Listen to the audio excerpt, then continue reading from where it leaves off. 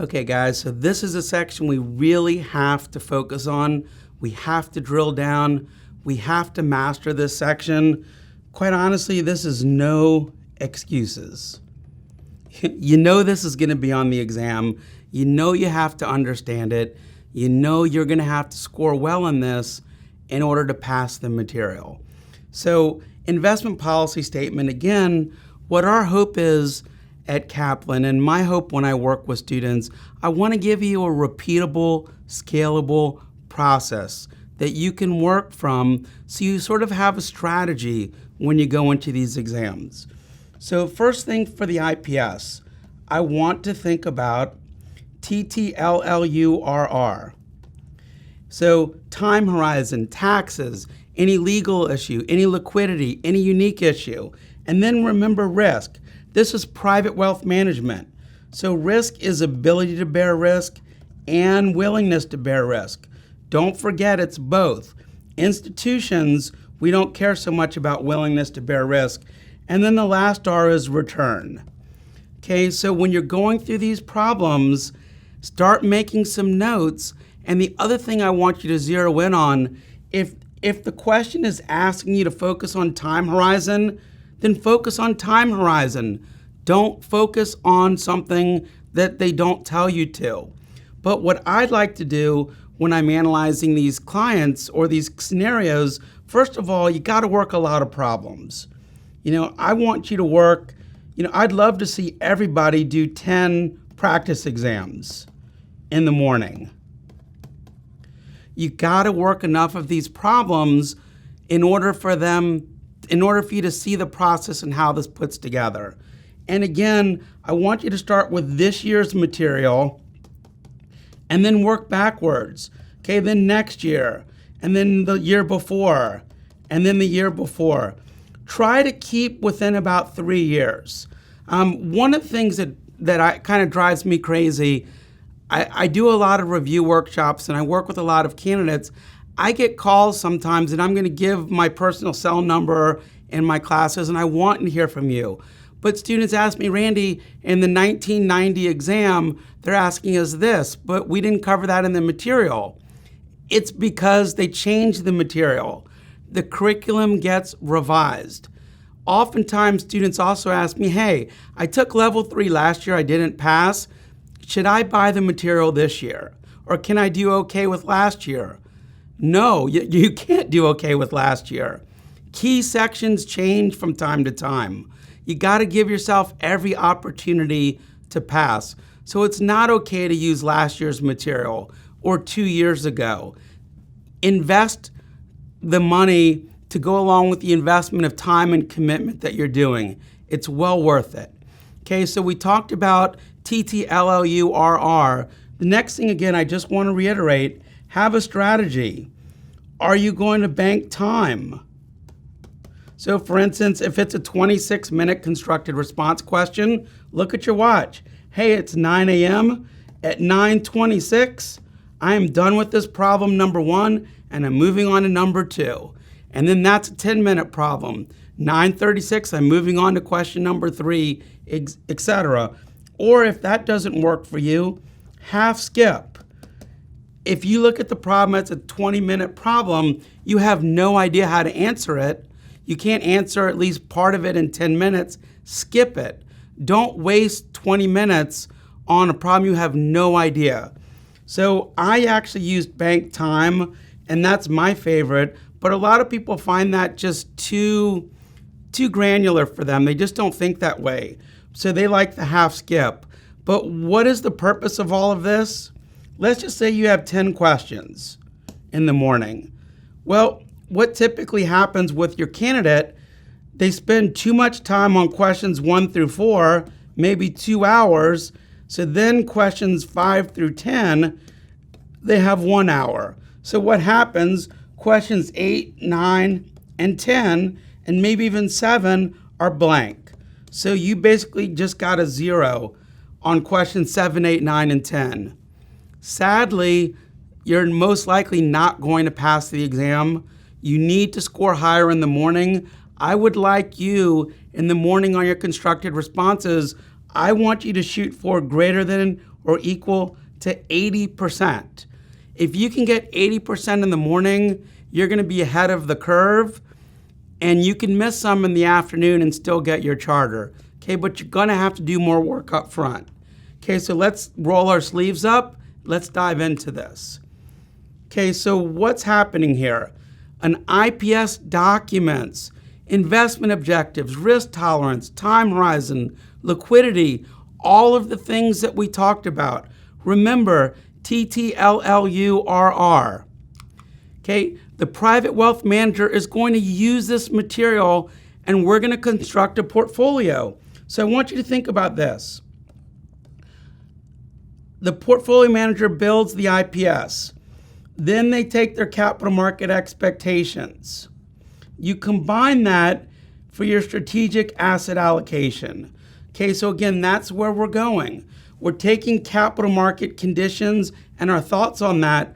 We're combining it with the investment policy statement, and not a boilerplate investment policy statement, but the actual investment policy statement that's tailored for the client. You're going to combine these two, and you're going to come up with that strategic asset allocation that's probably going to start somewhere around 60% equity, 40% bonds. Okay, so that's why we do this.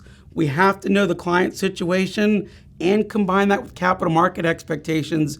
Then we develop the strategic asset allocation. Then we build the portfolio. Okay, so don't put the cart in front of the horse. So we need to know client background and investment objectives. I need to know key investment parameters.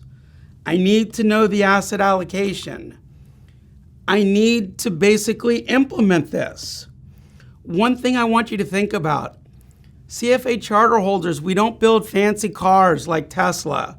We don't build sexy cell phones like Apple. What do? We are experts at building and monitoring portfolios to help our clients reach their financial goals. That's what we're training you to do. Okay? And then the other thing I want you to think about, you have duties and responsibilities for private wealth managers. So you may have a fiduciary duty, and we'll talk about that. You may have other duties in certain countries. We're going to talk about that. And again, this really ties in with ethics and the code and standards. The CFA Institute is going to tell you what you're expected to do. And some countries, they have very detailed rules about what you have to do as well. So let's look at some client background. So client's background, exactly what it sounds like. We're going to get this from any personal information, financial information. I want to see some tax information. I want to see everything that you put together on that client, because they're all important and we need to understand all of them to put together. And I want you to think about, this is a tailored plan. This is not, oh, you're the same plan as client C. No, you're going to build, every client situation is different. You're going to tailor this plan for the client. So you have to determine as a private wealth manager all of these things, as well as any other issues that are dealing out there. And again, I want you to think about this term that we've used a lot in the reading and the CFA Institute uses a lot. You need a holistic approach. It's not enough to understand part of the client situation and their portfolio. We need to know everything. Okay, so moving on, we talked about this in previous sections. Clients have both planned and unplanned financial goals. Planned, hey, we know what those are. I want my son to go to school. I want to generate this much money in retirement. I want this much money to go to my sister. Unplanned financial goals, I really want you to zero in on the unexpected medical expenses. You know, that's a key area today, and if you haven't looked, they seem to just getting more and more expensive. So the private wealth manager is going to work with the client to quantify these objectives whenever possible and reconcile any competing objectives. You know, you want a comfortable retirement. I want you to have a comfortable retirement. But what does that mean? Does that mean you have $100,000 every month to spend? Does that mean you want $50,000? And you also told me you want to do these other things. Which one's more important? Because maybe we can't do all of them. So your job is to both quantify and reconcile any of these objectives. Okay, so again, what do you do when a client has multiple objectives? You're going to have to help the client prioritize. Now, maybe we have primary and secondary. It's okay, but the client might not be sure. Part of your job is going to help the client understand, okay, well, if I focus on this, we can't focus on this. Okay, so you're going to prioritize these. And then the other thing I want you to think about, this capital needs analysis or capital sufficiency. I need to understand how much money the client needs, and then that's not enough. I need to go one step further. Let's use Monte Carlo simulation and let's figure out the likelihood that the client is going to meet this objective. So you're going to help clients revise their objectives to make them more realistic. Again, I'd like to retire and have $1 million a year to spend, but that might not be realistic. So what is realistic with my situation? That's what you have to figure out. So for the exam, past questions have required candidates to specify risk and return objectives when preparing an IPS. Absolutely. And how are you going to know this? Because you're going to work a ton of past questions and you're going to see them. Okay, in this reading, you're going to be required to prepare investment objectives separately. This is key, separately from risk tolerance, which is considered under investment parameters. Okay, so what are some key critical investment parameters? How about your risk tolerance? Remember, in private wealth, it's ability to bear risk and willingness to bear risk. Don't forget, in institutions, we don't care so much about willingness to bear risk. Now, again, as we talked about it, a client that has a low risk tolerance for more important goals, they're likely to have higher risk tolerance for lower priority goals. If you don't prioritize these goals, how do you know as a fund manager? You got to figure this out. Okay, some more investment parameters. How about near-term goals with lower risk tolerance? So it's not enough to just understand what the client wants. We need to figure out when do they want this? Okay, and which ones are they more serious about? Okay, in this process of evaluating a client's risk tolerance, how do we do this? We covered this in other sections. Everybody does questionnaires. Even robo-advisors do questionnaires. The CFA Institute rightly points out that may not be enough. So if I'm going to evaluate my client's risk tolerance, I want to use questionnaires, but I also want to have conversations. It's not enough to just have technical skills. You also need soft skills too. You got to get better at talking to your clients to understand what's really important, because they might not even understand or even be able to explain what is really important. Okay, time horizon. This is often described as ranges. Now, these are generalities, but it's important to at least have an idea when I say long or short. What is the CFA considering these? Now, these are not all the time accurate, but at least it gives you an idea. You've got to read the question to understand more. So a long-term investment horizon, let's say it's in excess of 15 years. If it's a short investment horizon, let's say it's less than 10 years. Okay, so at least now we have a timeline. Okay, the client's going to retire in 40 years. No doubt that's long investment horizon. Short term, client's going to retire in 3 years. Okay, it's less than 10. Again, don't get so hung up on 15 and 10 years, but at least it gives you an idea of what to consider when you're thinking long-term versus short-term. Okay, and again, I cannot stress this enough, clients with multiple objectives can also have different time horizons for each objective. I want to pay for my kids' college in 3 years. And then I want to retire in 20 years. So it's very likely we could have multiple objectives, each with their own time horizons.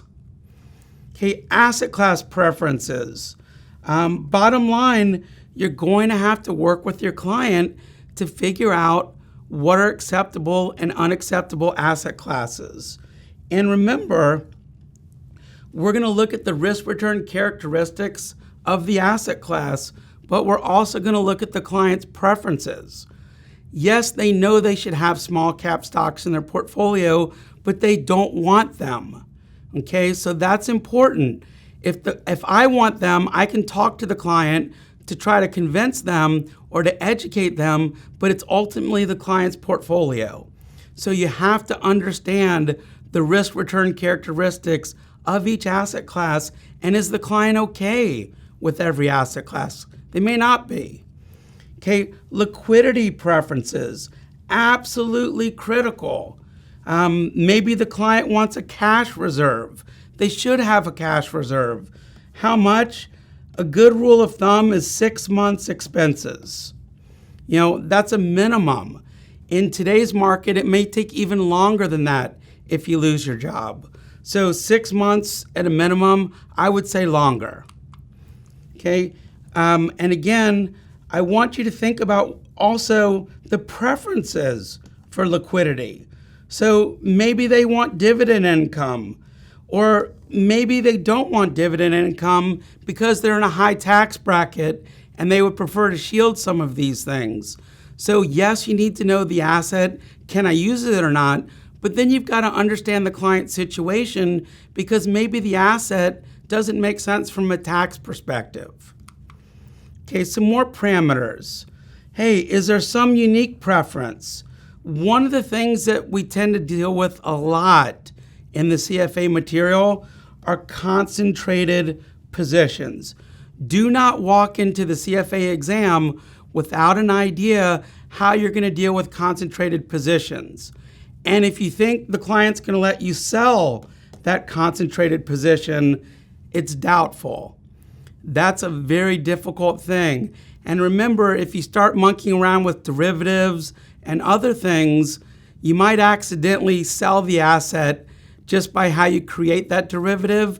And again, you're going to have to go into the exam. There's a number of things that are talked about in other sections about dealing with concentrated portfolios. Pick out 2 or 3 of your favorite methods and make sure you can deal with those and expect those on the exam. Okay, other things to deal with, some constraints. Guess what? Clients are always going to have constraints. One thing I want to caution you on and bring to your attention: environmental social governing investing is now tested in level 1, level 2, and level 3. It's become extremely important. Keep your eyes open for any type of ethical investing. Okay, some more things for the exam. Past questions have required candidates to analyze some of these constraints that we've talked about. Again, if the question is asking about time horizon, focus on time horizon. Don't talk about legal and regulatory if they don't bring it up. If they do bring it up, then focus on that. Okay, so when we talk about in this reading, risk tolerance, time horizon, liquidity, all of those things we talked about are investment parameters, but we consider taxes in basically the client's financial background. It's an interesting idea. I like the way we break up the material here, but again, don't get yourself too caught up. Remember this idea of parameters. We're trying to understand what constraints do we have to deal with. Taxes are taxes. There might not be anything we can do about those, but we can certainly do something about risk tolerance or time horizons or liquidity preferences. Okay, so what happens? You're going to be provided with all the relevant information. Where candidates fall down. Hey, do I really need to know this material? What part of it is important? they're going to give you a lot of information on the exam that you don't need, that just confuses you. The only way you're going to get better at this is practice, practice, practice. What is the relevant information? That's what I'm going to answer. That's what I'm going to focus on.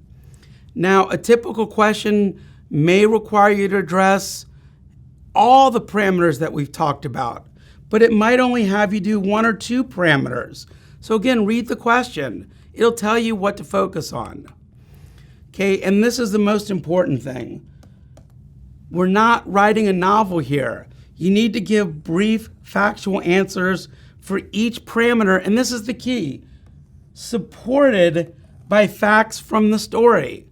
Bring the story back. Show the grader, I read the case, I understand it, and I'm bringing back the facts to support my answers for each parameter. Okay, another thing, if there's no issues to address for a particular parameter, say so. If they want you to discuss all the parameters, and if there's nothing unique, then say there's nothing unique in this situation. Okay, don't get worried about that. Focus on the ones there are, the ones that not. Just say taxes. They didn't talk about taxes. There's nothing to say here. So just mention it. Don't get tied up in it. Okay, and then the other thing I want you to think of and focus on, only address what they ask you to do. And remember, keep track of time. Again, if Einstein were alive today, he could statistically prove to you that CFA time is faster than regular time. For those of you who have taken the level 3, unfortunately, once before, you'll get through it. But you're going to have to change what you did the first time, and I need you to think about hitting the key points and giving enough time to do each of those key points justice. Okay, so again, only address what is requested and provide more detail in your answer. But the other thing I want to caution you on, everything you write can and will be used against you in grading your paper. If you write something wrong, if they ask you for 2 reasons or 3 reasons or 4 reasons, you're just wasting time. If they ask you for 2 reasons and you write 6 reasons to support your answer, they're just not reading the rest of your answers. So again, you're losing time, which you cannot afford on this exam. Okay, so asset allocation. Remember we talked about just a few minutes ago. The IPS, capital market expectations, assumes your strategic asset allocation, and then you end up with tactical asset allocations. So the long term is typically 60-40. You'll work out what it works in the question, but 60-40 is a good starting point. And the other thing I want you to think about is a rebalancing strategy for this asset allocation. What are you going to do? How are you going to handle when the assets change? If you haven't balanced your portfolio in 10 years and the stock market is up very high, you're probably overweighted in stocks. Okay, again, tactical asset allocation. I normally only go 5% in small cap, but I'm going to increase that to 10%. So I'm going to specify a range for each asset class. And again, we're using these tactical asset allocation changes to improve upon and capitalize from what we see out there. We're not just leaving it in the strategic asset allocation, we're active managing the portfolio. We're trying to exploit some of those inefficiencies. Okay, so the last part is in the portfolio management, we're going to have to implement this portfolio. Hey, we can design these amazing portfolios, but at some point we have to trade. We have to build it. So the first question that's important, you need to figure out, do you have discretionary authority? Can you make all the trades for the client, or does the client have to approve every trade before you actually do anything? And you're going to have to deal with this. I've had this situation. I want to make a trade in an account, but the client's on vacation and I can't reach him for a week. You know, absolutely that hurts the portfolio, but that's how it was set up. Okay, so there's full discretion versus limited discretion. Make sure you understand and define that. Okay, so again, if you have a non-discretionary service, I can make recommendations as a portfolio manager, but I can't act on them without the client's approval. Make sure you understand that. Make sure the client understands that. Okay, rebalancing. There's two methods really that they bring up in the CFA. There's time-balanced rebalancing or time-based. So every year or every quarter, we are going to rebalance the portfolio. The CFA Institute does not like this. Time-based rebalancing is evil. Do not do this. This is not the appropriate way to do a portfolio. We like this option, threshold rebalancing. So they're going to be rebalanced once they deviate from some typical target weight that we put in. Ooh, this thing just moved 10%. I got to reevaluate. Do you see how that might be better? Imagine if you met at September 10th of 2001 and all of a sudden then you don't come back for another year. You miss some things. So again, time-based rebalancing, some people do it. The CFA Institute does not favor it. They tend to favor threshold-based rebalancing with clear target weights. Okay, so we'll talk about this more in other sections. Make sure you're comfortable with this. Okay, tactical changes. Can the portfolio manager move away from the strategic asset allocation and make tactical changes? And if so, how many changes can they make and what percentage, what range? We need to spell this out in detail so there's no confusion. Okay, so again, the IPS should state acceptable ranges of weights for each asset class, and it should define upper and lower bounds that the portfolio manager is going to be restricted on when making these tactical asset allocations. Now again, we talked about at some point you're going to have to build the portfolio, and then you're going to execute this portfolio. So then the question is going to become, okay, well, do we have acceptable vehicles? Yes. And do we have that capability, or are we going to maybe use an external money manager? If you're a hedge fund or a big endowment, you may not be able to bring in somebody else. They may not be able to handle your scale. You may have to do this in-house. So again, we got to figure out, is it an acceptable investment? And then can we do it? Do we have the capability, or do we have to use someone else? And we need to understand, if we are bringing in someone else, what's our due diligence process? How do we pick a good manager? How do we fire the manager that we have? What do we look for? It's got to be spelled out. Okay, duties and responsibilities of the private wealth manager. You got to build this IPS, and you're going to have to review it, and you're going to have to update it. Okay? Then you're going to have to build a portfolio for the client that has a suitable asset allocation. Okay, and then you're going to have to monitor and rebalance this portfolio. So again, as portfolio managers, we build portfolios. We don't build cell phones. We don't build cars. We build portfolios. Okay, and then the other thing I want to talk a little bit about, costs. We got to think about costs. If we're constantly trading the portfolio, we might be generating commissions or expenses. Remember, the clients in private wealth, they want after-tax returns. Well, if you're generating a lot of costs, you're lowering those returns, you're making it harder for their client to meet their retirement goals. Okay, so what are some more duties? If you hire a third-party service provider, you better review them. You better make sure there's nothing crazy going on those firms. It's not uncommon to pick a fund for this wonderful fund manager and then he leaves. Okay, well, maybe this fund isn't appropriate for your client anymore. Okay, and then don't forget about reporting portfolio performance. From time to time, at least yearly, you're going to have to update this IPS, but you're also going to have to report portfolio performance, and that's typically at least quarterly. So you're going to have to basically report portfolio performance, but you're also going to have to meet with your clients at least annually to update that IPS. Okay, and again, let's talk about doing on our reporting, let's talk about, okay, this generated this much capital gains.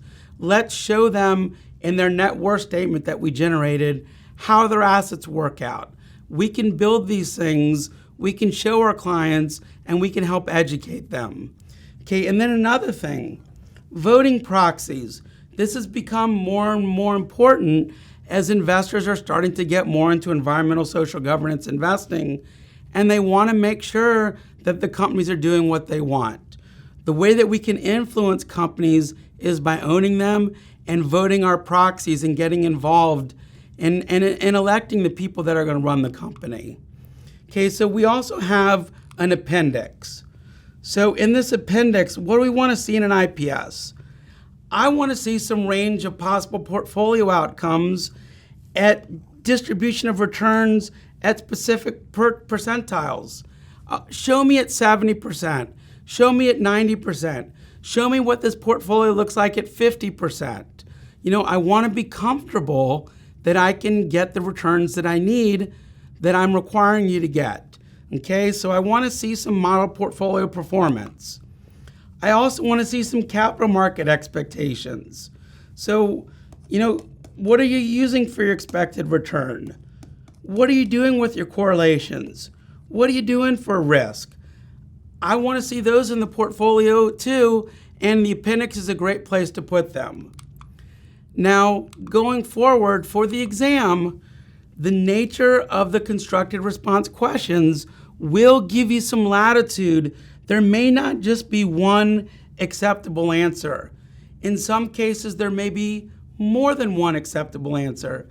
Just be clear what question you're answering, what are you defining, how are you answering it, and again, don't get hung up if there's multiple ways to do it. Pick the best way to do it. Okay, that's what I want you to focus on.